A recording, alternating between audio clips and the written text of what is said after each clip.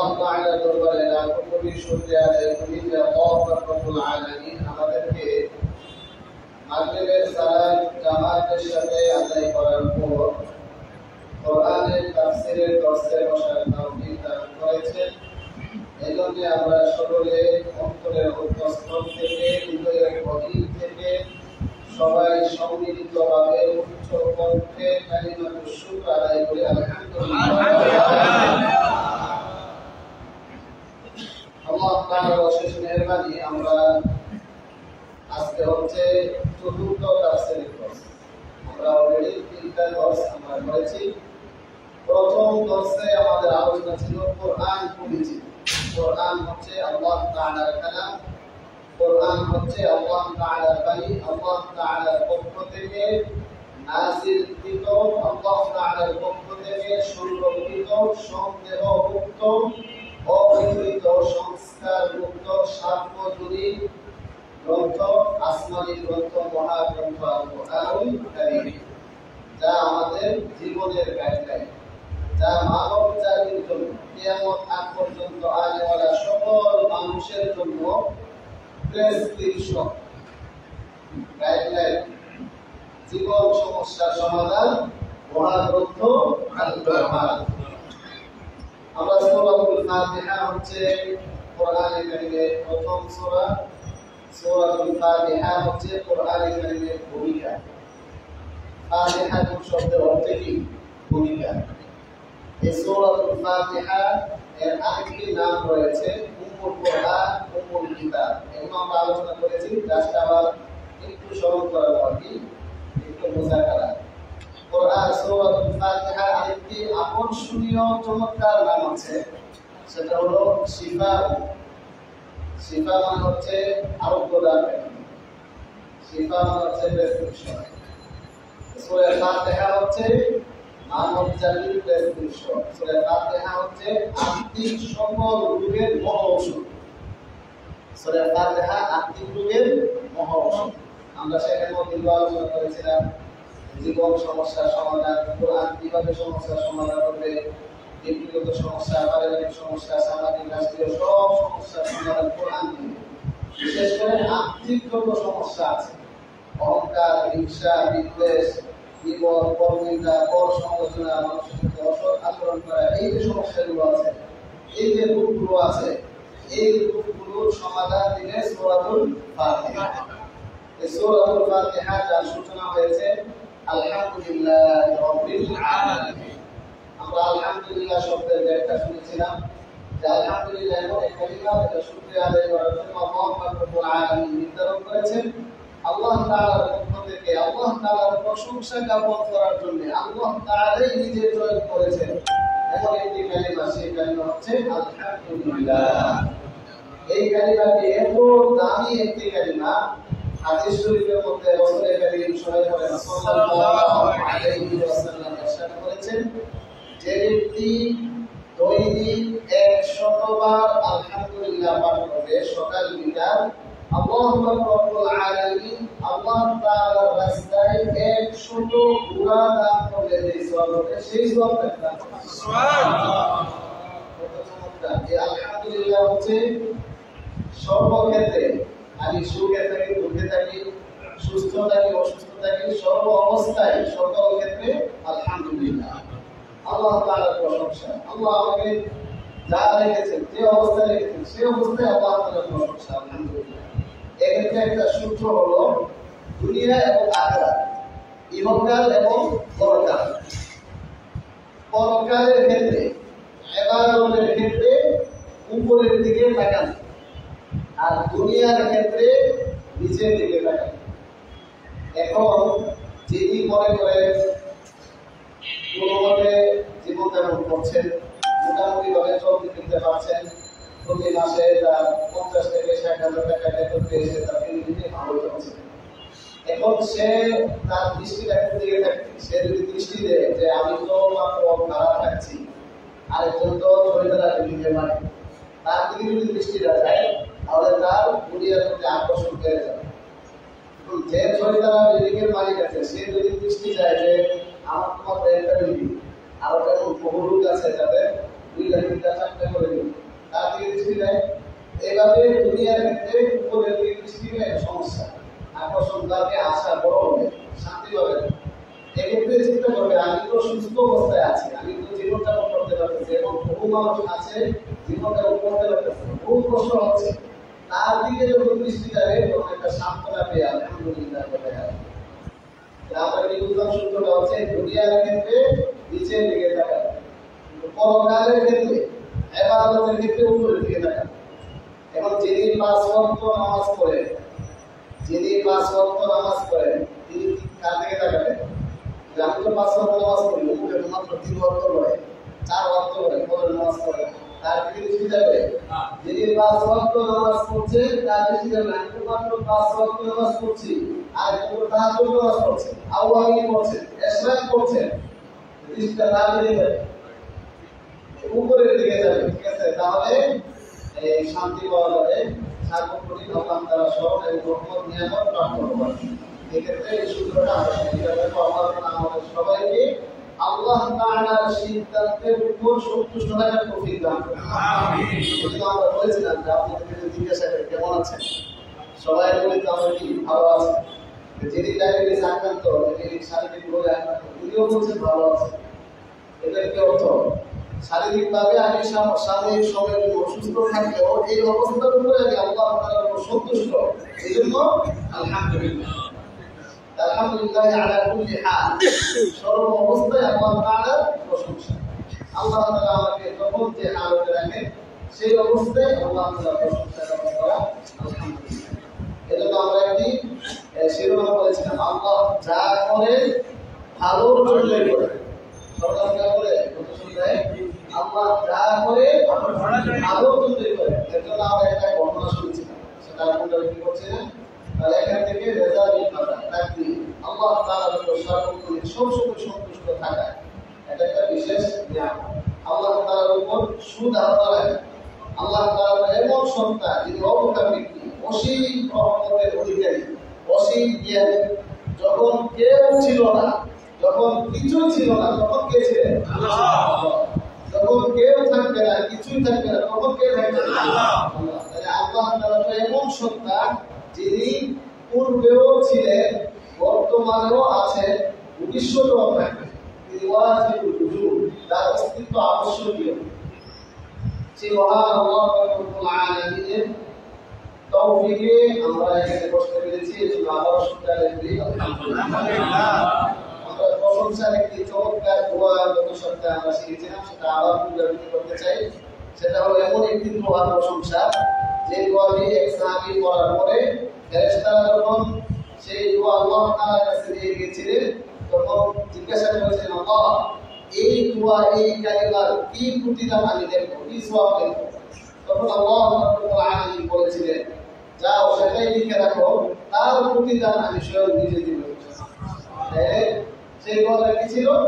ইয়া রাব্বি লাকাল হামদু কামা ইয়ানবাগি লিজালালি ওয়াজহিকা ওয়া আযীমি সুলতানিক। তাহলে আমরা পারি আলহামদুলিল্লাহ, পারি না শিখি।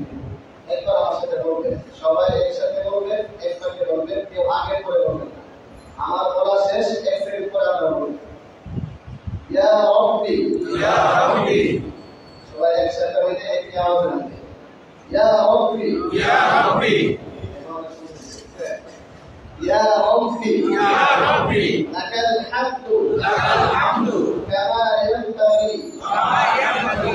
লিজালালি ওয়াজহিকা, লিজালালি ওয়াজহিকা। ওয়া আযীমি সুলতানিক, ওয়া আযীমি সুলতানিক। আরেকটি প্রশংসা বাক্য রয়েছে, যেটা নামাজের মধ্যে সিজদায় যাওয়ার আগে, রুকু থেকে ওঠার পর, সামি আল্লাহু লিমান হামিদা বলার পর এই দোয়াটি যে ব্যক্তি পাঠ করে, বারে ভাবি রাকা মুশরিরা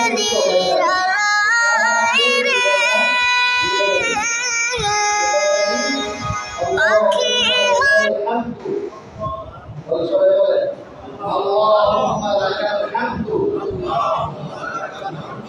حمدا كثيرا طيبا مباركا فيه এই দোয়াগুলো আমরা সবসময় করার চেষ্টা করি। ইনশাআল্লাহ আল্লাহ তাআলা আমাদের সবাইকে তৌফিক দান করুন।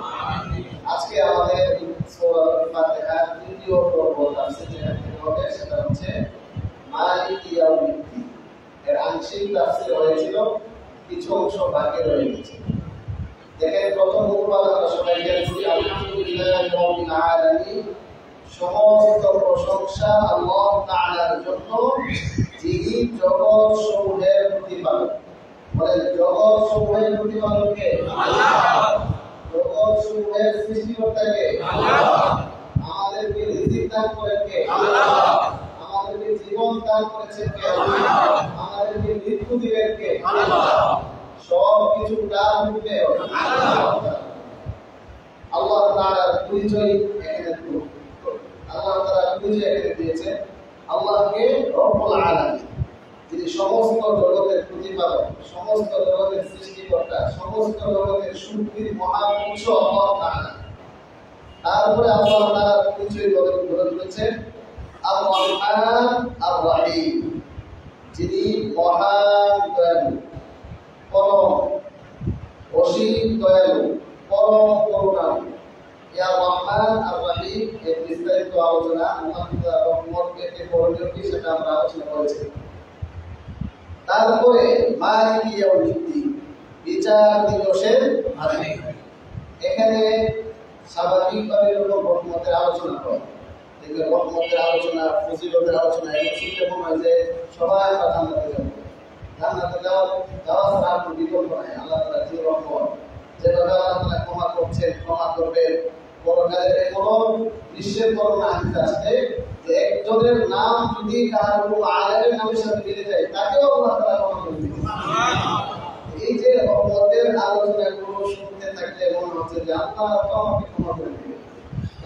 তখন একটা উদাসীনতা ভাব চলে আসে, আল্লাহ যে রহমান, আমি গুনাহ করে, আমি একজন ছোট্ট বান্দা, আমি গুনাহ করলে আল্লাহ ক্ষমা করে দিবেন।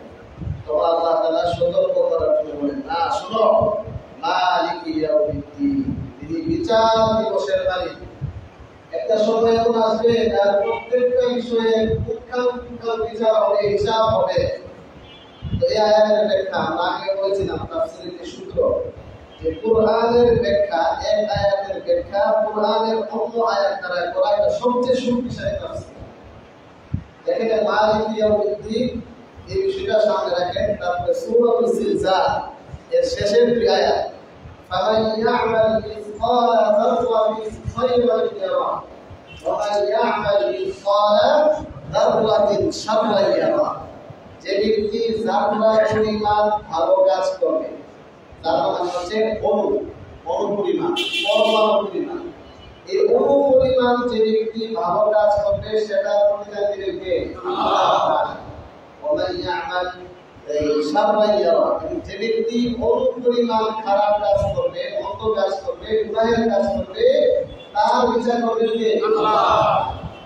এই আয়াত আমাদেরকে সতর্ক করছে, সাবধান, আল্লাহ তাআলার রহমতের আশায় দোহাই দিয়ে তুমি মনটাই কি করবে, যা ইচ্ছা তা করবে, বিষয়টা এমন না হয়। সাবধান, শুনে রাখো, আল্লাহ তাআলা যেভাবে রহমান, আল্লাহ তাআলা যেভাবে রহিম, আল্লাহ তাআলা যেভাবে গফফার, আল্লাহ তাআলা সেইভাবে কহ্হার, আল্লাহ তাআলা সেইভাবে জব্বার, কঠোর, আল্লাহ তাআলা সেইভাবে ন্যায় প্রতিষ্ঠাকারী, ইনসাফকারী। সেই হিসাবে আল্লাহ তাআলা মালিক ইয়াউমিদ্দিন, বিচার দিবসের মালিক হলেন। সাবধান, সতর্ক থাকো, গুনাহ থেকে বেঁচে থাকো, গুনাহ থেকে বিরত থাকো। মালিক ইয়াউমিদ্দিন এর শিক্ষা হচ্ছে সতর্কতা, সচেতনতা, পরকালের অনুভূতি জাগ্রত। পরকাল বলতে একটা কাম রয়েছে, পরকাল রয়েছে, বিচার দিবস রয়েছে, বিচার হবে, হিসাব নিকাশ হবে। সত্যি অনেক আয়াত আছে। আল্লাহ উতিয়া কিতাবাহু বিয়ামিনিহি, যার আমলনামা ডান হাতে হবে সে খুশিতে আনন্দে আত্মহারা হয়ে যাবে। হাউ কি করা কিতাবে আরাম আসো, দেখো আমার আমলনামা কত সুন্দর চমৎকার। এর বিপরীতে যার আমলনামা বাম হাতে হবে, আল্লাহ উতিয়া কিতাবাহু বিশিমালি, যার আমলনামা বাম হাতে হবে সে আফসোস করতে থাকবে, ইয়া লাইতাহা ইয়া লাইতানি লাম উতা কিতাবে, হায় আফসোস, এমন আমলনামা হলো সেটা ক্ষমা করে দিই। সেই দিন সে বলবে রব্বানা আবসারনা ওয়া সামি'না, হে আল্লাহ আমরা তো এখানে চাক্ষুষ দেখেছি, চাক্ষুষ আমরা এখন শ্রবণ করছি, অতএব আমাদেরকে আরেকবার একটু সুযোগ দিয়ে ফারজি'না, আমাদেরকে আবার দুনিয়াতে পাঠান, না'মাল সালিহান, আমরা তখন ভালো আমল করবো, নেক আমল করবো, আর কোনো গুনাহের কাজ করবো না, নামাজ ত্যাগ করবো না। এইভাবে সে আল্লাহ তাআলার কাছে বলতে থাকে, কিন্তু কোনো লাভ হবে? আবার আল্লাহ তাআলা ফেরত পাঠাবেন? আমাদের আগে থেকেই সতর্ক করছেন, সাবধান, বিচার দিবসের মালিক তিনি রহমান, তিনি রহিম, তিনি আবার বিচার দিবসের মালিক, তিনি এই প্রতিষ্ঠা করবেন, বিচার করবেন। অতএব তোমরা সাবধান, সতর্ক হও। এ ছিল মালিক ইয়াউমিদ্দিনের বিশেষ মেসেজ। এটা হলো বাহ্যিকভাবে আমরা কথাটা বুঝে আসি। আর একটু গভীরে যদি আমরা ব্যাখ্যা করতে যাই, শাব্দিক থেকে ব্যাখ্যা করতে যাই, তাহলে সেখান থেকে আরো তথ্য বের হয়ে আসবে। মালিকুল শব্দটি আসছে মুলকুল থেকে। মুলকুল মানে হচ্ছে রাজত্ব, ক্ষমতা, কর্তৃত্ব, সার্বভৌমত্ব। বলেন পৃথিবীর রাজত্ব কার? আল্লাহ। পৃথিবীর শক্তির মহান উৎস কার হাতে? আল্লাহ তাআলা। আল্লাহ তাআলা কোরআনে কারীমে জায়গায় জায়গায় বলেছেন, ইন্নাল্লাহা আলা কুল্লি শাইইন কাদির, নিশ্চয়ই আল্লাহ রাব্বুল আলামিন সর্ব বিষয়ের উপর একক ক্ষমতাবান। আল্লাহ তাআলার পুজো, আল্লাহ তাআলার হুকুম প্রতিটি পদার্থের উপরে বিদ্যমান, গালিব চলমান। তবে তোমরা আল্লাহ তাআলাকে স্মরণ করো, আল্লাহ তাআলাকে ভয় করো। কোরআনে কারীমের অধিকাংশ আয়াতে ওয়ালিল্লাহি মুলকুস সামাওয়াতি ওয়াল আরদ, আসমান জমিন নবমণ্ডল ভূমণ্ডলের রাজত্ব একমাত্র আল্লাহ তাআলা। লাহু মা ফিস সামাওয়াতি ওয়াল আরদ, আসমান জমিনে যা কিছু আছে সব কিছু রাজত্ব, ক্ষমতা, মালিক একমাত্র কে? আল্লাহ তাআলা। সম্পর্কে কোরআনে অনেক আয়াত রয়েছে। কুলিল্লাহুম্মা মালিকাল মুলকি তু'তিল মুলকা মান তাশা, হে রাজাদিরাজ, হে বাদশাহের সকল বাদশাহের বাদশা মহান আল্লাহ তাআলা তিনি বলেন, তু'তিল মুলকা মান তাশা, আপনি যাকে ইচ্ছা তাকে রাজত্ব দান করেন, তাকে ক্ষমতা দান করেন, যাকে ইচ্ছা তাকে ক্ষমতা ছিনিয়ে নেন, যাকে ইচ্ছা তাকে সম্মানিত করেন, যাকে ইচ্ছা তাকে অপমানিত করেন। তাহলে সম্মানের মালিক কে? আল্লাহ। ক্ষমতা দেওয়ার মালিক কে? আল্লাহ। আল্লাহ তাআলা যদি কাউকে ক্ষমতা দেন, তাহলে সেই ক্ষমতার গঠনমূলক ব্যবহার করলে সে প্রতিদান পাবে। আর যদি সেই ক্ষমতার অপব্যবহার করে যে কোনো মানুষ ক্ষমতার অপব্যবহার করলে তাকে অবশ্যই আল্লাহ তাআলার কাজ করায় দাঁড়াতে হবে। আল্লাহ তাআলা আমাদের সবাইকে ক্ষমতার গঠনমূলক ব্যবহার করার তৌফিক দান করুন। তাহলে মালিকি ইয়াউমিদ্দিন, দুই নম্বর শব্দ ইয়াউম। ইয়াউম শব্দের অর্থ হলো দিবস, দিন। আরবিতে দুইটা শব্দ আছে, একটা হচ্ছে ইয়াউম, আরেকটা হচ্ছে নাহার। নাহার মানে হচ্ছে ফজরের পর থেকে গিয়ে মাগরিবের আগ পর্যন্ত যে সময়টা, এটাকে নাহার বলে। আর 24 ঘন্টা, এই 24 ঘন্টাকে দিন এবং রাত, 24 ঘন্টাকে একসঙ্গে মিলিয়ে আরবিতে ইয়াউম বলে। ইয়াউম দিন, তাহলে ইয়াউম দিন মানে 24 ঘন্টা, নাহার দিন মানে 12 ঘন্টা, অর্থাৎ ফজরের থেকে মাগরিব পর্যন্ত। এই ইয়াউম শব্দটি কোরআনে কারীমে অনেক ব্যবহার হয়েছে। ইয়াউম শব্দটিকে আল্লাহ রাব্বুল আলামিন কোরআনে কারীমে বিভিন্নভাবে ব্যবহার করেছেন। ইয়াউমুল কিয়ামা, কিয়ামত দিবস। সূরা ফাতিহা ইয়াউমুদ্দিন, বিচার দিবস। আর ইয়াউমুল কিয়ামা, কিয়ামত দিবস। ইয়াউমুল হিসাব, হিসাব দিবস। আবার কোরআনে কারীমে ইয়াউম শব্দটাকে এমন ভয়ঙ্কর আকৃতিতে ব্যবহার করা হয়েছে, ইয়াউমা তারাউনাহা তাযহালু কুল্লু মুরদিআতিন আম্মা আরদাআত, স্মরণ করো ওই দিনের বিভীষিকাময় কঠিন পরিস্থিতির কথা।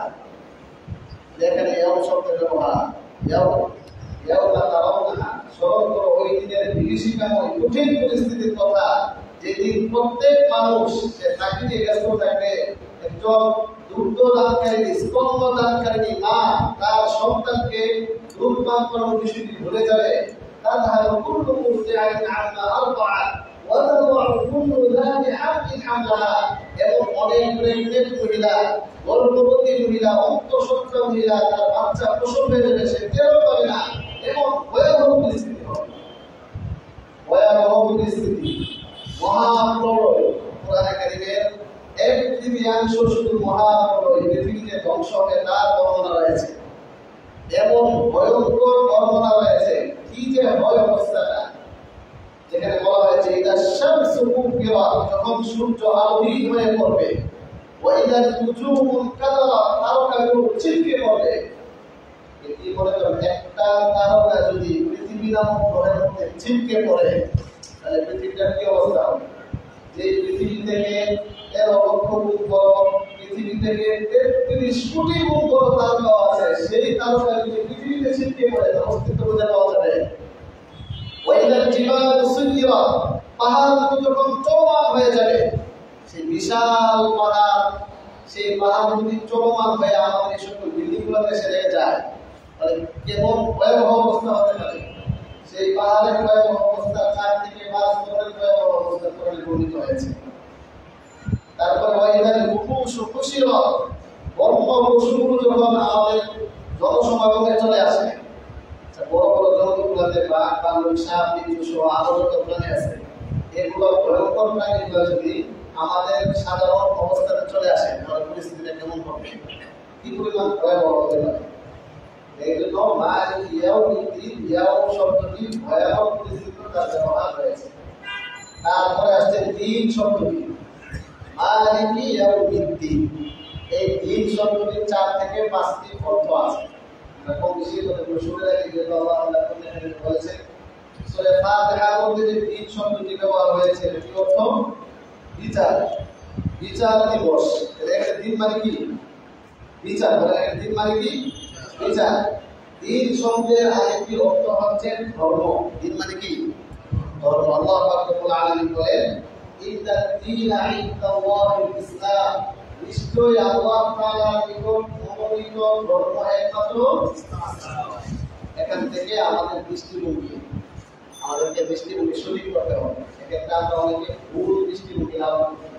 অনেকে বলে সব ধর্মই সঠিক, যে কোনো ধর্ম পালন করলেই চলবে, যে কোনো ধর্মে পালন করে সে সাধনা করে সে আল্লাহকে পেয়ে যাবে। এটা কি সঠিক দৃষ্টিভঙ্গি? আল্লাহ তাআলা কোরআনে বলছেন ইন্না দ্বীনা ইনদাল্লাহিল ইসলাম, নিশ্চয় আল্লাহ তাআলার নিকট মনোনীত, পছন্দনীয়, গ্রহণযোগ্য। তিনটা উদাহরণ এখানে, মনোনীত, পছন্দনীয়, গ্রহণযোগ্য, একমাত্র। উম্মাদের মধ্যে কথাটা আছে, আপনারা কিভাবে আছে এখানে একমাত্র, যেখানে বলা হচ্ছে একমাত্র গ্রহণযোগ্য ধর্ম কি? ইসলাম। তাহলে অন্য কোন ধর্ম সঠিক হওয়ার সম্ভাবনা আছে? নাই।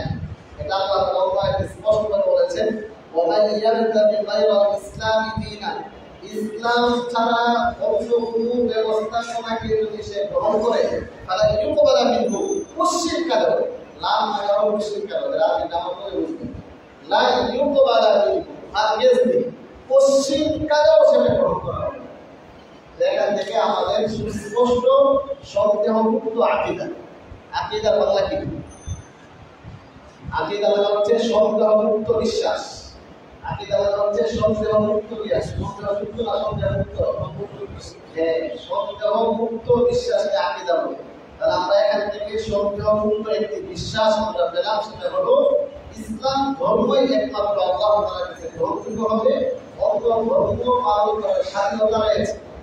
আপনি অন্য ধর্ম পালন করতে পারেন, সেটা স্বাধীনতা নিজের পরীক্ষা হবে। পরীক্ষার হলের মধ্যে ভুল লেখা সঠিক লেখা উভয় লেখার স্বাধীনতা আছে কিনা? কিন্তু ভুল লেখলে রেজাল্ট ভালো হবে, সঠিক লিখলে রেজাল্ট ভালো হবে। আপনি এই পরীক্ষার হলের মধ্যে যে কোনো ধর্ম আপনি গ্রহণ করতে পারেন, পালন করতে পারেন, এই স্বাধীনতা, এই নিরাপত্তা এটা আল্লাহ তাআলা দিয়েছেন। কিন্তু তার রেজাল্ট কি হবে, নতিজা কি হবে, ওটাই খেয়াল করতে হবে। এই জন্য আমরা যদি শান্তি পেতে চাই তাহলে একমাত্র ইসলাম ধর্মকেই গ্রহণ করতে হবে। ইসলামী কালচার, ইসলামী সংস্কৃতি, ইসলামী নিয়ম কানুনের মধ্যেই শান্তি। মাছের জন্ম শান্তি হলো পানির মধ্যে। পানি থেকে যদি মাছ মুখের উপরে চলে আসে তাহলে মাছ শান্তি পাবে? ঠিক তেমনিভাবে মানবের শান্তি হচ্ছে ইসলাম ধর্মের মধ্যে। অতএব যতক্ষণ যে সে ইসলাম ধর্ম পালন করবে ততক্ষণ সে শান্তি পাবে। আর যখন ইসলাম ধর্ম থেকে বের হয়ে যাবে তখন শান্তি পাওয়ার আর কোনো সুযোগ নেই। আল্লাহ রাব্বুল আলামিন আমাদের সবাইকে ইসলামকে একমাত্র ধর্ম হিসেবে গ্রহণ করার তৌফিক দান করুন। আমিন। তাহলে দিন শব্দের একটা অর্থ হচ্ছে বিচার, বিচার, কর্তৃত্ব। দিন শব্দের আরেকটি অর্থ হলো ধর্ম। দিন শব্দের আরেকটি অর্থ হলো বিধিবিধান। দিন শব্দের 3 নম্বর অর্থ কি? বিধিবিধান। কোরআনে কারীমে সূরাতুল মাইদা 3 নং আয়াতে আল্লাহ তাআলা বলেন, আল-ইয়াওমা আকমালতু লাকুম দীনাকুম ওয়া আতমামতু আলাইকুম নি'মাতি ওয়া রাদিতু লাকুমুল ইসলাম দীনান। আজ আমি তোমাদের জন্য দিনকে পরিপূর্ণ করে দিলাম। আচ্ছা, এখানে দিনকে পরিপূর্ণ করে দিলাম, এর দিন অর্থটা আমরা যদি ধর্ম, তাহলে একটা সমস্যা তৈরি হবে। সমস্যা কি তৈরি হবে? আজকে বলতে আরাফাত ময়দানে শুক্রবারে যে আয়াত যখন নাযিল হলো, আজকে তোমাদের জন্য দিনকে পূর্ণ করে দিলাম, এর কিছুদিন পরে সূরাতুল বাকারার একটি আয়াত, ওয়াত্তাকু ইয়াওমান তুরজাউনা ফীহি ইলাল্লাহ, এই আয়াত নাযিল হলো। তো সে আয়াত কি ধর্মের অন্তর্ভুক্ত না? ধর্মের অন্তর্ভুক্ত। তাহলে ইয়াওমা আকমালতু লাকুম দীনাকুম, ওই দিন যদি ধর্ম ধরা হয়, তাহলে এই আয়াত ধর্মের বাহিরে চলে যায়। আর বলা হয় কি যে আমি তোমাদের জন্য দিনকে পূর্ণ করে দিলাম। তো দিন যদি পূর্ণাঙ্গ হয়ে যায়, তার এক সপ্তাহ পরে যে আয়াত নাযিল হলো, এটা দিনের অন্তর্ভুক্ত হবে কি হবে? এর জন্য মুফাসসিরিনরা বলে ওখানে দিন মানে হচ্ছে বিধিবিধান, সংবিধান, বিধিবিধান তোমাদের জন্য পূর্ণ করে দিলাম। এরপরে বিধান সংক্রান্ত কোন আয়াত নাযিল হয়েছে, এটা সচেতনতামূলক একটি আয়াত নাযিল হয়েছে। এখানে 3 নাম্বার আমরা পেলাম কি? দিন মানে হচ্ছে বিধিবিধান। 1 নাম্বার দিন অর্থ পেলাম বিচার, 2 নাম্বার দিন অর্থ পেলাম ধর্ম, 3 নাম্বার দিন অর্থ পেলাম বিধিবিধান। 4 নাম্বার দিন শব্দের অর্থ হচ্ছে আনুগত্য। দিন শব্দের অর্থ কি? আনুগত্য, কর্তৃত্ব, ক্ষমতা, একত্ব। আল্লাহ রাব্বুল আলামিন সূরাতুল নাহলের 52 নং আয়াতে বলেন, ওয়ালাহু মা ফিস সামাওয়াতি ওয়াল আরদ, এরপর বলেন ওয়ালাহু দীন ওয়াসিলা, এবং লাগাতার নিরবচ্ছিন্ন কর্তৃত্ব একমাত্র আল্লাহ তাআলা। তাহলে ওখানে দিন অর্থ কি? কর্তৃত্ব। আমরা 4টা অর্থ পেলাম। লাকুম দীনুকুম ওয়ালিয়া দীন, ওখানে দিন মানে কি? ওখানে দিন শব্দের 2টা অর্থ প্রয়োগ করা যায়। 2টা অর্থ প্রয়োগ করলে 2টা ব্যাখ্যা হবে। ওখানে লাকুম দীনুকুম ওয়ালিয়া দীন, দিন মানে যদি ধর্ম ধরা হয় যে তোমাদের ধর্ম তোমাদের, আমার ধর্ম আমার, আমার ধর্ম আমার, তোমাদের ধর্ম তোমার। এই আয়াতের ব্যাখ্যা করলে একটা ব্যাখ্যা হবে, একটা অর্থ দাঁড়াবে। আবার মুফাসসিরিনরা আয়াত আরেকটি ব্যাখ্যা করেছেন, দিন মানে হচ্ছে প্রতিদান। তাহলে কি হবে? কর্মফল। লাকিন দীনুকুম ওয়ালিয়া দীন, তোমাদের কর্মফল তোমাদের, আমার কর্মফল আমার। তার মানে যেমন কর্ম তেমন ফল, যেমন কর্ম তেমন ফল। লাকুম দীনুকুম ওয়ালিয়া দীন মানে কি? যেমন কর্ম তেমন ফল। তাহলে আমরা দিন শব্দ অনেকগুলো অর্থ পেলাম। যেই দিন অর্থ ধর্ম, তার একটা ডেফিনেশন আছে। 2টা ডেফিনেশন দিব, 2টা সংজ্ঞা দিব, ভালোভাবে খেয়াল করেন। দিন মানে কি? দিনের বাংলা অর্থ অনুবাদ হচ্ছে জীবন ব্যবস্থা। দিনের বাংলা অর্থ কি? জীবন ব্যবস্থা। বলেন দিনের বাংলা অর্থ কি? জীবন ব্যবস্থা। তাহলে দিন কাকে বলে? তো দিন হচ্ছে আল্লাহ প্রদত্ত, রাসূল কর্তৃক প্রদর্শিত, সাহাবায়ে কেরাম কর্তৃক বাস্তবায়িত এক পূর্ণাঙ্গ জীবন ব্যবস্থার নাম হচ্ছে দিন। সবাই বুঝছেন? আবার বলি, আল্লাহ প্রদত্ত এই দিন জীবন ব্যবস্থাকে মানব রচিত, কে দিয়েছেন? আল্লাহ। আল্লাহ প্রদত্ত কার কাছে এসেছে? রাসূলের কাছে এসেছে। রাসূল সাল্লাল্লাহু আলাইহি ওয়াসাল্লাম শিক্ষা দিয়েছেন, কাদেরকে দিয়েছেন? সাহাবায়ে কেরামকে। যে দিন বাস্তবায়ন করেছেন কারা? সাহাবায়ে কেরাম। তাহলে কি হবে? আল্লাহ প্রদত্ত, রাসূল কর্তৃক প্রদর্শিত, সাহাবায়ে কেরাম কর্তৃক বাস্তবায়িত এক পূর্ণাঙ্গ জীবন ব্যবস্থার নাম কি? দিন। এর অপর নাম শরীয়ত। দিন এর অপর নাম কি? শরীয়ত। এখন আর একটু সহজ ভাষায় বললে, অনেকে ধর্মের সংজ্ঞা দিয়েছে এভাবে যে যথাকালে যথাকর্ম সমান সমান ধর্ম। আবার বলছি যথাকালে যথাকর্ম সমান ধর্ম। এর বিপরীতে আমরা একটা ব্যাখ্যা করছি, বিপরীতে অযথাকালে যথাকর্ম সমান সমান অধর্ম, অযথাকালে অযথাকর্ম সমান সমান অধর্ম। যথাকালে যথাকর্ম সমান সমান ধর্ম। যথাকালে যথা সময়ে, কখন কি আদেশ সে সময় ওই আদেশ পালন করা, এটা ধর্ম হবে। এবং একটা বাচ্চা জন্ম দেওয়ার পরে তার ডান কানে আগুন দেওয়া, বাম কানে এখানে দেওয়া, এটা তো যথাকালে কর্ম। যে যথাকালে যথাকর্ম করলে সংসার কি হবে, এটা ধর্ম হবে। এখন 5 ওয়াক্ত নামাজের সময় হয়েছে, তাহলে নামাজের সময় যখন হয়েছে তখন নামাজ পড়া, সেটা কি হবে, ধর্ম হবে।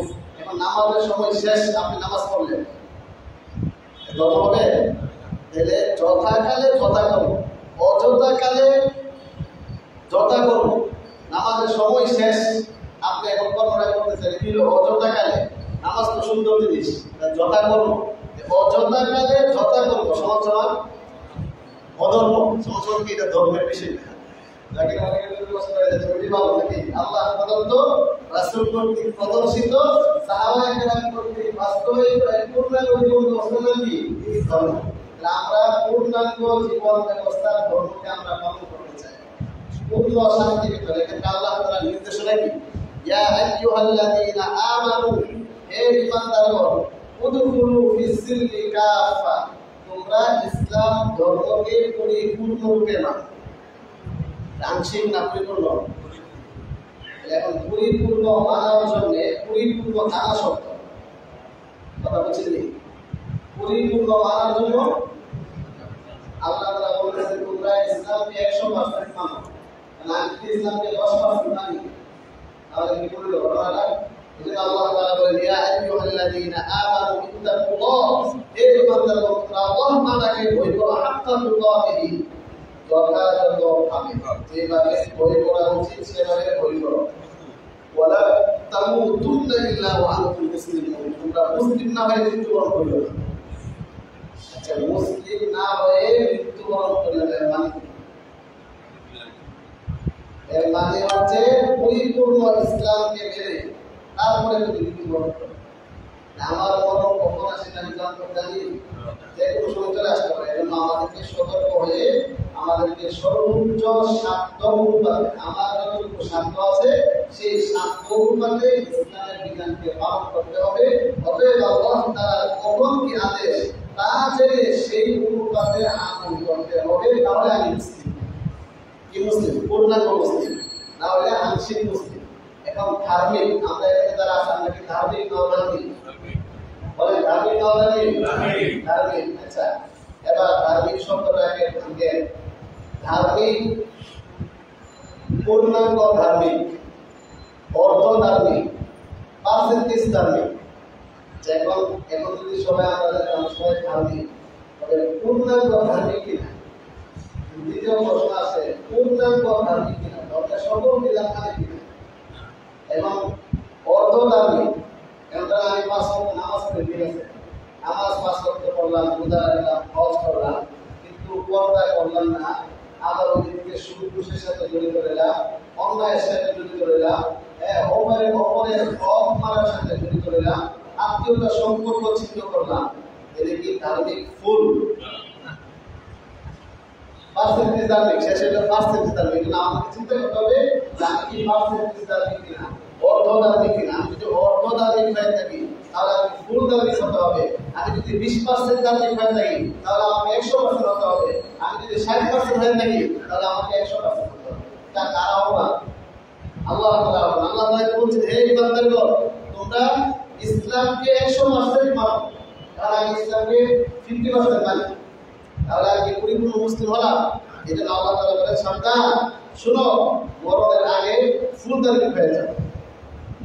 বলেন আমরা কি ফুল ধার্মিক হতে চাই? মরণের আগে ফুল ধার্মিক হতে চাই। তো সবাই নিজেকে দুটো প্রশ্ন করবেন। 1 নাম্বার, আমি ইসলাম সম্পর্কে কত পার্সেন্ট জানি? ইসলামের মৌলিক বিধিবিধান, মৌলিক হালাল হারাম কত পার্সেন্ট জানি? প্রশ্ন 2, আমি জানা অনুপাতে কত পার্সেন্ট মানি? আলহামদুলিল্লাহ, যদি আমার জানা মানা সমান সমান হয় তাহলে আলহামদুলিল্লাহ ভালো। আর যদি জানা অনুপাতে জানি 80%, মানি 30%, তাহলে 80% জানা, 30% মানা সমান সমান জান্নাত না জাহান্নাম? গাণিতিক সূত্র নিলাম যে পার্সেন্টেজ 80% জানা, 40% মানা সমান সমান জান্নাত। এই মডেলের সমস্যা জানতে হবে। আমরা সমান জান্নাত হয়ে যাবে, কিন্তু আমরা চাই না জান্নাত হোক। এই জন্য চাই 80% যারা 80% মান সমান জান্নাত, 100% যারা 100% মান সমান জান্নাত। এখন অনেকে মনে করবে 100% কিন্তু অনেক বড় কিছু না। এটা ইসলামের মৌলিক বিষয়গুলো, ইসলামের ফরজ বিধানগুলো, হারাম বাস ফরজ এবং হারাম। পূর্ণ কোরআনে কারিমের দুইটা মেসেজ বলেন, পূর্ণ কোরআনে কারিমের মেসেজ কয়টা? এই দুইটা পালন করলে আপনি 100% মুসলিম। এখন কিন্তু সহজ হচ্ছে, আগে 100% না জানি কত বড়, এটাকে আরো সহজ করে শুনে, শুধু দুইটা বিধান পালন করলে 100% মুসলিম। বলে কয়টা বিধান পালন করলে? দুইটা বিধান পালন করা সহজ নাকি? সহজ, একেবারে সহজ। মানলে সহজ, না হলে কঠিন। বলে আমরা মানব কিনা সবাই ইনশাআল্লাহ? মেসেজ দুইটা। এক নম্বর মেসেজ, ইবাদত করো, গুনাহ ছাড়ো। হ্যাঁ, মেসেজ দুইটাই তো সহজ তো। ইবাদত করো, গুনাহ ছাড়ো। গুনাহ থেকে বিরত থাকো। সমস্ত নবীরা এসে আমাদের দ্বিতীয় আয়াতের তাফসীর চলে গেলাম, কিন্তু দেখেন দ্বিতীয় আয়াত কি মালিক ইয়াউমিদ্দিন পরে ইয়াকা না'বুদু ওয়া ইয়াকা নাস্তাঈন, আমরা আপনারই ইবাদত করি, আপনারই নিকট সাহায্য প্রার্থনা করি। এখানে ইবাদত কাকে বলে আমি যদি করতে পারি না, সে করতে ইবাদতের শ্রেণীবিন্যাস, ইবাদতের প্রকার, মৌলিক ইবাদত, যৌগিক ইবাদত, এই বিষয়গুলো জানবো। বাকি ইবাদত বলতে যা বোঝায়, আমরা ইবাদত কার করি? আল্লাহ তাআলা। একমাত্র কার? আল্লাহ তাআলা। সাহায্য কার কাছে যাবো? একমাত্র আল্লাহ তাআলার কাছে। এখানে আমরা আত্মসমর্পণ করলাম আল্লাহ তাআলার কাছে। আমরা আগেও বলেছিলাম সূরা ফাতিহাতে মৌলিক তিনটা আলোচনা। বলেন সূরা ফাতিহাতে মৌলিক আলোচনা কি? সবাইকে মাসুক করেছিল, সবাইকে শিখানো হয়েছিল তিনটা মৌলিক আলোচনা সূরা ফাতিহার মধ্যে। এক নাম্বার বলেন প্রশংসা, এক নাম্বার প্রশংসা, দুই নাম্বার আত্মসমর্পণ, বলেন দুই নাম্বার কি? আত্মসমর্পণ, তিন নাম্বার হেদায়েতের দোয়া, তিন নাম্বার কি? হেদায়েতের দোয়া। আর সবগুলো আমরা বলবো প্রশংসা, আত্মসমর্পণ, প্রার্থনা। বলেন এক নাম্বার প্রশংসা, সবাই একসাথে এক বাক্যে বলতে হবে। বলেন এক নাম্বার প্রশংসা, মানে আবার এক নাম্বার প্রশংসা, দুই আত্মসমর্পণ, দুই আত্মসমর্পণ, তিন প্রার্থনা, তিন নাম্বার প্রার্থনা, আবার এক প্রশংসা, এক প্রশংসা, দুই আত্মসমর্পণ, তিন প্রার্থনা। আমরা কত নম্বর আলোচনা আসছে এখন? দুই। আত্মসমর্পণ। ইবাদত কার করবো? আল্লাহ তাআলা করবো। ইবাদত কার করবো? আল্লাহ তাআলা করবো। এই পূর্ণ কোরআনের মেসেজ কয়টা? দুইটা। সূরা ফাতিহার মেসেজ কয়টা? দুইটা। সূরা ফাতিহার তিনটা আলোচনা, কিন্তু মূল মেসেজ কিন্তু দুইটাই হচ্ছে এখানে। আর পূর্ণ কোরআনের মেসেজ কয়টা? দুইটা। ইবাদত করো, গুনাহ ছাড়ো। এই আল্লাহ আমাদেরকে কেন সৃষ্টি করেছেন?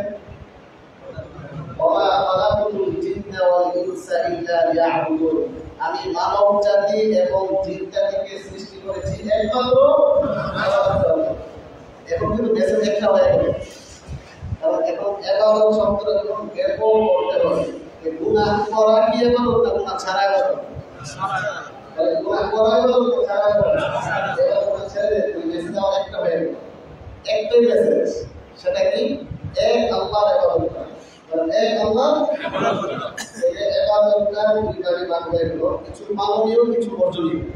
এটা পালনীয় বর্জনীয়, সেটাকে আমরা ভাষায় বলে আদেশ নিষেধ। আদেশ নিষেধ। তাহলে ইবাদত কাকে বলে? আদেশ নিষেধের সমষ্টিকে ইবাদত বলে। বলেন এখন ইবাদত শব্দটা ব্যাপক।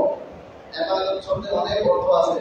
সহজে উপস্থাপনের জন্য বললাম, আপনাকে জিজ্ঞেস করে ইবাদত কাকে বলে? তাহলে কি বলবে? আদেশ নিষেধের সমষ্টিকে কি বলে? ইবাদত বলে। কার আদেশ? আল্লাহ। কার নিষেধ? আল্লাহর নিষেধ। বলেন ইবাদত কাকে বলে? আদেশ নিষেধের সমষ্টিকে ইবাদত বলে। মেসেজ এমন করে হলো একটা। আমাদের জীবনের উদ্দেশ্য কি? বলেন জীবনের উদ্দেশ্য একমাত্র আল্লাহর ইবাদত।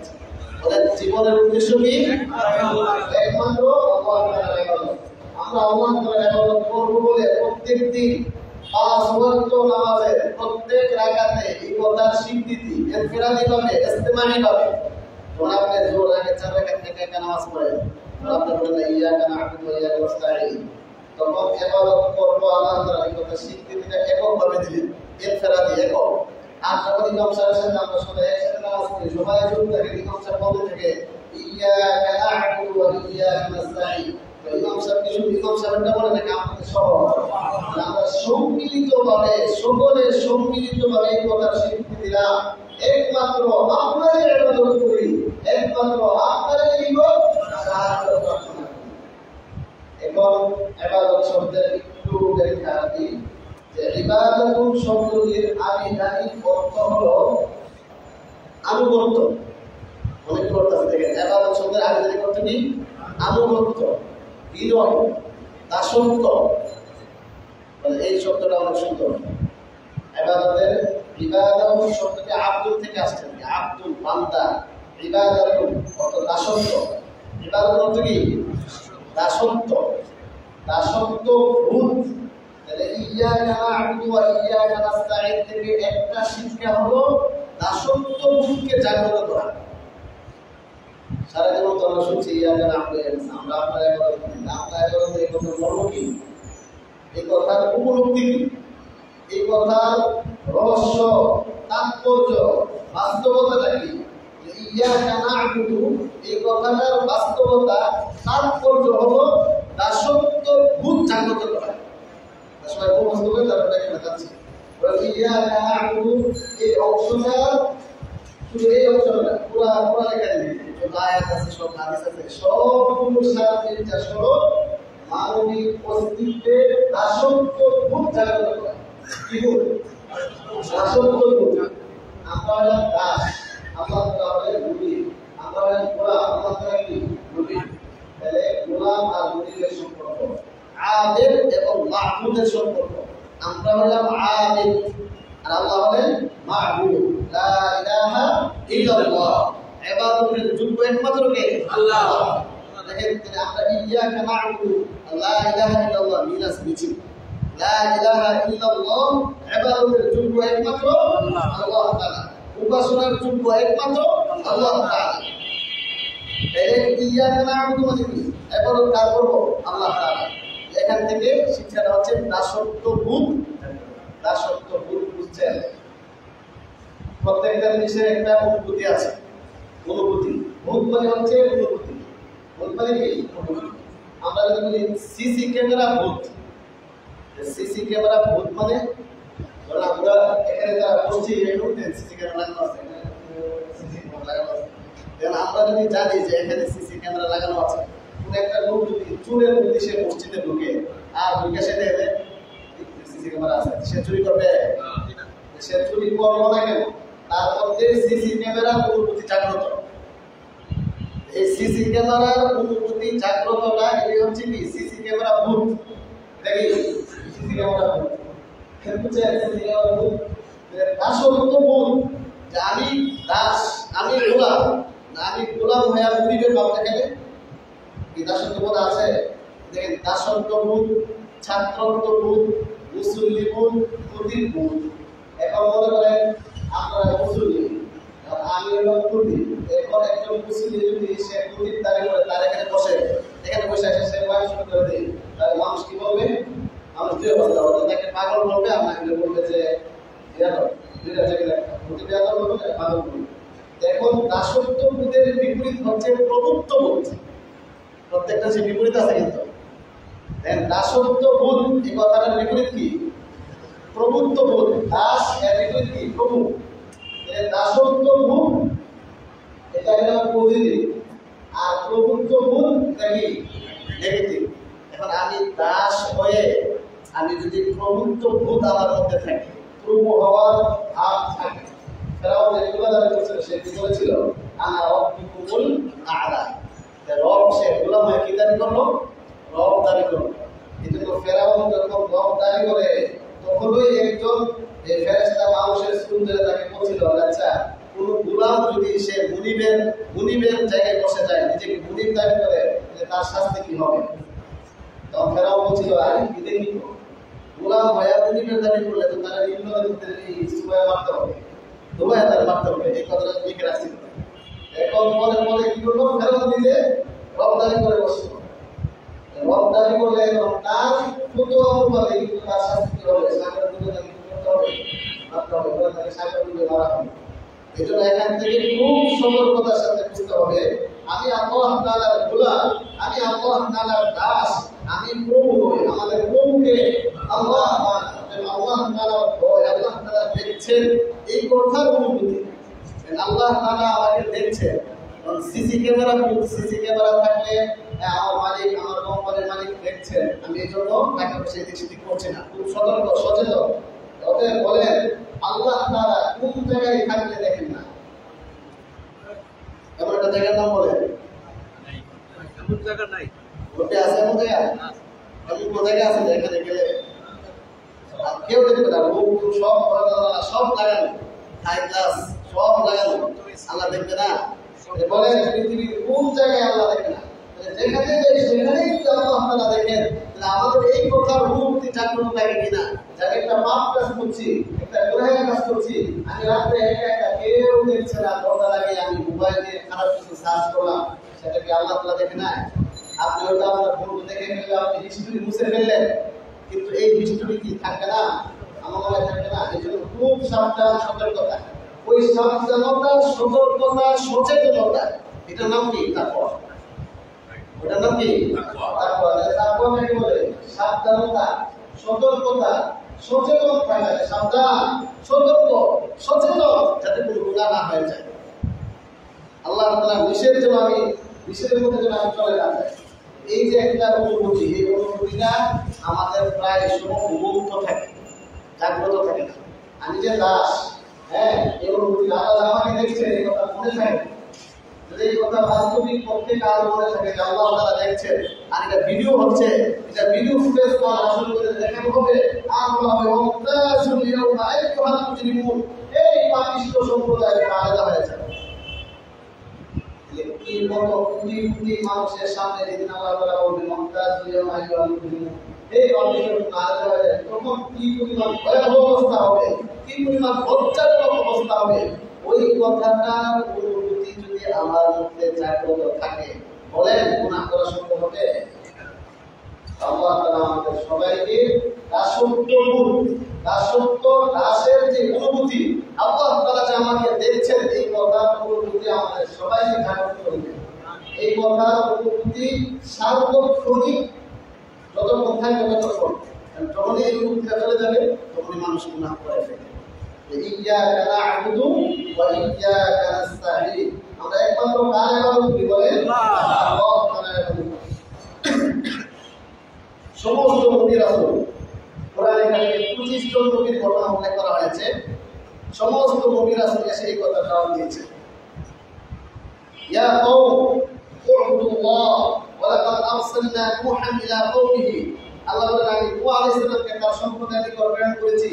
তিনি এসে তার সম্প্রদায়কে বলেছেন, ইয়া কওম, হে আমার সম্প্রদায়, উ'বুদুল্লাহ, তোমরা এক আল্লাহ তাআলার ইবাদত করো, মা লাকুম মিন ইলাহিন গায়রু, আল্লাহ তাআলা ছাড়া আর কোনো ইলাহ নাই, তোমরা তারই ইবাদত করো। ওয়া ইলা সামুদ আখাহুম সালিহা ফাকালা ইয়া কওম উ'বুদুল্লাহ মা লাকুম মিন ইলাহিন গায়রু।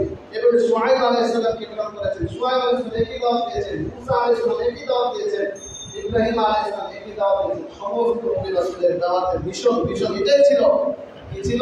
আয়াতে আল্লাহ তাআলা স্পষ্ট বলেছেন, ওয়া লাকাদ বা'আসনা ফি কুল্লি উম্মাতিন রাসূলান, তো প্রত্যেকটা জাতির মাঝে আমি একজন রাসূল প্রেরণ করেছি, তিনি এসে দুই কথার দাওয়াত দিয়েছেন। বলেন কয় কথা?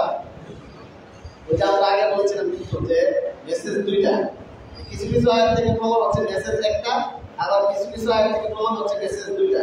যে আয়াত থেকে মেসেজ দুইটা প্রমাণ হচ্ছে সেটাও কিন্তু একটারই অন্তর্ভুক্ত, আর ওই একটাও দুইটারই অন্তর্ভুক্ত।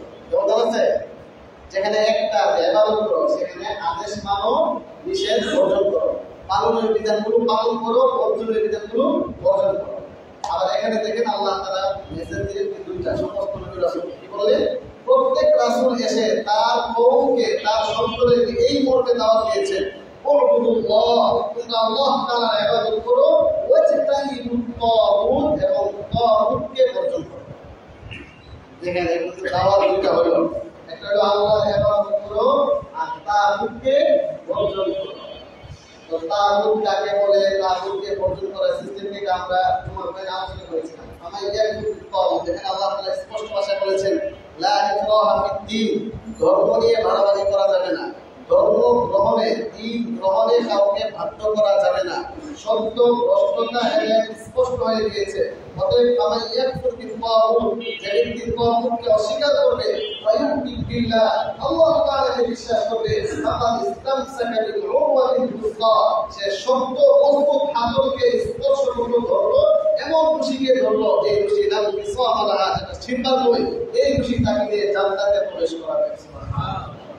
তাহলে আমরা কথাটা এখন পুরা কথাটা খুলাসা সামনে আমরা বের করে নিয়ে আসি যে আমাদেরকে সাবধান হতে হবে, সতর্ক হতে হবে, সচেতন হতে হবে। দাসত্ব আত্মসমর্পণ করেছি কার কাছে? আল্লাহ তাআলার কাছে। অতএব ইবাদত একমাত্র আল্লাহ তাআলার হবে, বিধান একমাত্র আল্লাহ তাআলার হতে হবে, সিজদা একমাত্র আল্লাহ তাআলার কাছে যেতে হবে, সন্তান একমাত্র কার কাছে যেতে হবে?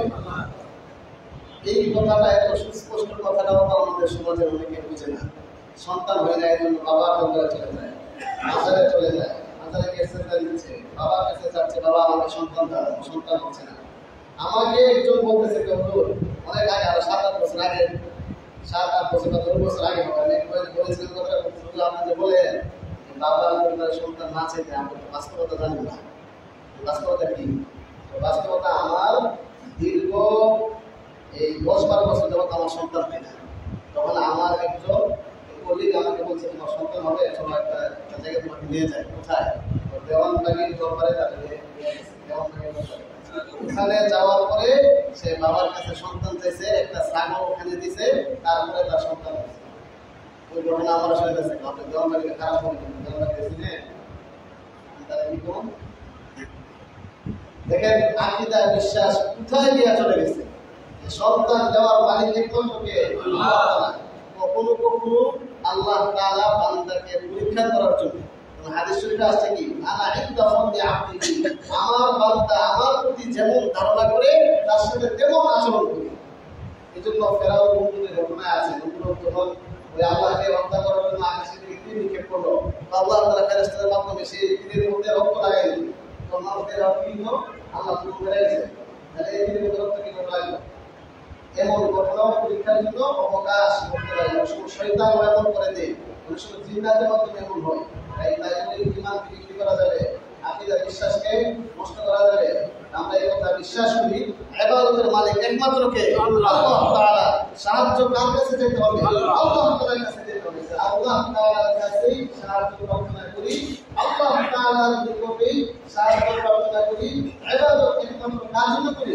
আল্লাহ তাআলার জন্য। তবে আবারও বলছি, সাহায্য একমাত্র আল্লাহ তাআলার কাছে যেতে হবে, ইবাদত একমাত্র আল্লাহ তাআলার কাছে যেতে হবে, বিধান আল্লাহ তাআলার কাছে হবে, সিজদা আল্লাহ তাআলার কাছে যেতে হবে।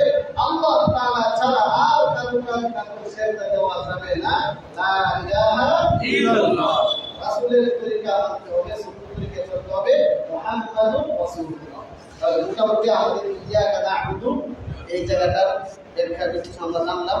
ইবাদতের অনেক সিরিয়াল করে শেষ করে দিই। ইবাদতের কওলিয়া, কথার ইবাদত আছে, অন্তরের ইবাদত আছে, আর্থিক ইবাদত আছে, অর্থনৈতিক ইবাদত আছে। যাকাত এটা কি শারীরিক ইবাদত নাকি আর্থিক ইবাদত? না, যাকাত আর্থিক ইবাদত। আবার আর্থিক শারীরিক দুটো সমষ্টি আছে। যেমন হজ, এখানে আর্থিক টাকা খরচ হচ্ছে, আবার শারীরিক মেহনত হচ্ছে। যারা হজ করছে ওনারা জানবেন, বুঝবেন যে আসলে হজ করে কত বড় কঠিন কাজ। 5 দিন 5 জায়গায় 6 কাজ করাকে হজ বলে। 5 দিন 5 জায়গায় ওই কাজ। এই 5টা দিনে এত লক্ষ লক্ষ মানুষ একসাথে 5টা দিনে 5টা জায়গায় গিয়ে 6টা কাজ করা কি পরিমাণ কষ্ট, যারা করে আসছে ওনারা বুঝবেন। আমরা ওয়াজ করে বলতে পারবো না। এই জন্য কিছু ইবাদত হলো কি আর্থিক, কিছু হলো শারীরিক, কিছু হলো অন্তর দিয়ে। তাওয়াক্কুল, তাকওয়া, ভয়, কি শারীরিক না আর্থিক? আর্থিকটা কিন্তু আর্থিক, একটা হলো আর্থিক আর একটা আর্থিক। আর্থিক মানে অর্থনৈতিক, আর আর্থিক মানে আত্মা দিয়ে, অর্থ দিয়ে, অন্তর দিয়ে, হৃদয় দিয়ে। হৃদয়ের সাথে সম্পৃক্ত কিছু ইবাদত রয়েছে। কথার সাথে সম্পৃক্ত। সুবহানাল্লাহ, সুবহানাল্লাহ, আলহামদুলিল্লাহ, কি কথা না? একজনকে দাওয়াত দেওয়া, সেটাও তো কথা। এইগুলো কথার সাথে সম্পৃক্ত, অন্তরের সাথে সম্পৃক্ত, শরীরের সাথে সম্পৃক্ত, আবার শরীর এবং প্রকৃতির সাথে সম্পৃক্ত এবং বিভিন্ন আবাদত রয়েছে। জীবনের প্রতিটি পর্যায়ে হচ্ছে আর্থিক আভ্যন্তরীণ সকল কর্ম আল্লাহ তাআলার পছন্দ অনুপাতে করেন। দেখেন আবাদতের আরেকটি ডেফিনিশন রয়েছে যে বাহ্যিক ও আভ্যন্তরীণ সকল কর্ম তার পছন্দ অনুপাতে, আল্লাহ তাআলার পছন্দ অনুপাতে করাটাকে কি বলে? ইবাদত বলে। অতএব আমাদের চিন্তা চেতনা, অনেক সময় চিন্তার গুনাহ হয়, আমরা কল্পনা করি না। আপনি এখানে বসে আছেন, মসজিদে একেবারে সামনের কাতারে বসে গুনাহ করছেন, কত রকমের সেটা হলো চিন্তাগত গুনাহ। দেখেন বসে চিন্তা করছেন যে কলেজের চাকরিটা দিচ্ছে, তো আমার কোনো টাকা পয়সা দিল না, বলছে টাকা দিতে দিবে, কি চিন্তা করতে হবে? ঘুষের চিন্তা হচ্ছে না? ঘুষের চিন্তা মনে করেন সামনে কাতারে বসে করতে গুনাহ হবে না? এটা হলো চিন্তাগত গুনাহ। বলে এই চিন্তাগত গুনাহ, চিন্তাগত অপরাধও আমরা করছি না। তো বড় একটা পরিকল্পনা করছেন, একবারে নামাজের মধ্যে বসে নামাজের ভিতরে করছেন, অথবা নামাজের আগেও চিন্তা করতেছেন যে অমুক এই কাজটা করলো, তার খবর আছে, তার এই কাজটা করলো, তার এই করলো, তার চাকরিটা নষ্ট করলো, এবার একটা কল্পনা পরিকল্পনা প্লেয়ারের সাথে এটা চিন্তাগত গুনাহ হচ্ছে। কি হচ্ছে? চিন্তাগত গুনাহ। মানে একটু যুবক সে বসে বসে চিন্তা করতেছে আমার গার্লফ্রেন্ডকে ওরা পর্যন্ত তার সাথে সাক্ষাৎ করতে পারলো না, ওরা আবার খুশি করে যাবে, তখন তার বাসায় যাবে। এই যে চিন্তা করতেছে কি চিন্তাগত গুনাহ। চিন্তাগত গুনাহ এটা হলো বাহ্যিক ও আভ্যন্তরীণ সকল কর্ম, সকল চিন্তা তার আদেশ অনুপাতে হবে, আল্লাহ তাআলার আদেশ অনুপাতে, আল্লাহ তাআলার বিধান অনুপাতে। যে বাহ্যিক ও আভ্যন্তরীণ সকল কর্ম চিন্তা আল্লাহ তাআলার বিধান অনুপাতে করাকে কি বলে? ইবাদত বলে। আল্লাহ রাব্বুল আলামিন আমাদের সবাইকে একমাত্র আল্লাহ তাআলার জন্য ইবাদত করার তৌফিক দান করুন। আমাদের জীবনের উদ্দেশ্য, আমাদেরকে সৃষ্টি করা হয়েছে একমাত্র আল্লাহ তাআলার গোলামি করার জন্য। মহা বিশ্ব, সারা বিশ্ব জগৎ, সমস্ত জগৎকে সৃষ্টি করা হয়েছে আমাদের উপকারের জন্য। ওয়াল্লাযী খালাকা লাকুম মা ফিল আরদ, তিনি তো সেই সত্তা যিনি তোমাদের উপকারার্থে সব কিছু সৃষ্টি করলেন। আর আমাদেরকে কেন সৃষ্টি করলেন? আল্লাহর ইবাদত করার জন্য। কথা কি হয়ে গেল? সমস্ত কিছু আল্লাহ তাআলা আমাদের জন্য সৃষ্টি করেছে, আর আমাদেরকে আল্লাহ তাআলা ইবাদত করার জন্য সৃষ্টি করেছে। এই যে আমাদের জীবনের উদ্দেশ্য, এই উদ্দেশ্যটাকে ভুলে গিয়ে উদ্দেশ্যহীন যেন না হয়ে যায়, আল্লাহ তাআলা আমাদের সবাইকে সেই তৌফিক দান করুন। আলহামদুলিল্লাহ রাব্বিল আলামিন। কারো যদি কোনো প্রশ্ন থাকে অল্প সময় বলতে পারেন, তাহলে আমরা বলবো। বলেন, আর কোনো প্রশ্ন এই আলোচনার মধ্যে আছে? বলেন।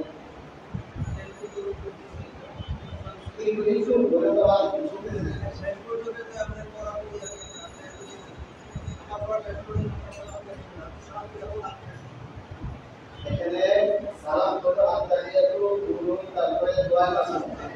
আত্তাহিয়াতু করা ওয়াজিব, হ্যাঁ, আর দোয়া করা ওয়াজিব, হ্যাঁ। দুরূদ শরীফ পড়া অনেক ক্ষেত্রে ওয়াজিব, সুন্নাত।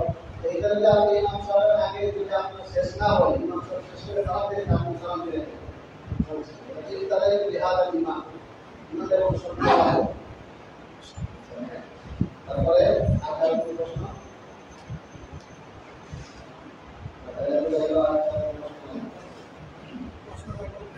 আর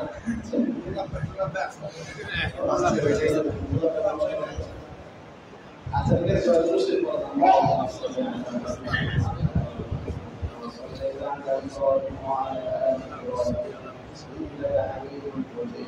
اللهم بارك على محمد وعلى ال محمد كما باركت على ابراهيم وعلى ال ابراهيم انك حميد مجيد. الحمد لله رب العالمين. ربنا ظلمنا انفسنا وان لم تغفر لنا وترحمنا لنكونن من الخاسرين. ربنا آتنا في الدنيا حسنة وفي الآخرة حسنة وقنا عذاب النار يا رب العالمين يا أرحم الراحمين. আমাদের সবাইকে আপনার আদেশ নিষেধ মানার তৌফিক দান করুন আল্লাহ। ইয়া রাব্বাল العالمين আমাদের সবাইকে কোরআন শিক্ষায় শিক্ষিত হওয়ার তৌফিক দান করুন আল্লাহ আল্লাহ শয়তানের ভয় করে বারবার আপনাকে ভুলে যায় বারবার গুনাহ হয় আল্লাহ গুনাহ মুক্ত জীবন দান করুন আল্লাহ আমাদের সবাইকে দাসত্ব ভুল দান করুন আল্লাহ আল্লাহ আপনি আমাদেরকে সৃষ্টি করেছেন আপনি আমাদেরকে দেখেন জানেন আল্লাহ এই কথার অনুভূতি আমাদের মধ্যে জাগ্রত করে দেন আল্লাহ আল্লাহ যেভাবে মৌখিক হয়ে প্রত্যেকবার নামাজে স্বীকৃতি দিচ্ছি ইয়াকা নাস্তাঈন এই কথার বাস্তবতা আমাদের মধ্যে দান করুন আল্লাহ আল্লাহ সকল ক্ষেত্রে আপনাকে মানার তৌফিক দান করুন আল্লাহ আল্লাহ আমরা সবাই কবরের জায়গায় আল্লাহ আমাদের সকলের গুনাহ খাতাগুলো আপনি মাফ করে দেন আল্লাহ অহংকার হিংসা বিদ্বেষ আর পাপ প্রভুত্ব থেকে বাঁচার তৌফিক দান করুন আল্লাহ প্রশংসা থেকে বাঁচার তৌফিক দান করুন আল্লাহ আল্লাহ সার্বভৌমিক আপনার শরণ দিয়ে চলার তৌফিক দান করুন আল্লাহ সর্বপ্রকার জন্য আসার থেকে আমার কাছ থেকে যাবতীয় কবিরা গুনাহ থেকে বেঁচে থাকার তৌফিক দান করুন আল্লাহ رب ارحمهما كما ربياني صغيرا رب ارحمهما كما ربياني صغيرا سبحان ربك رب العزة عما يصفون وسلام على المرسلين والحمد لله رب العالمين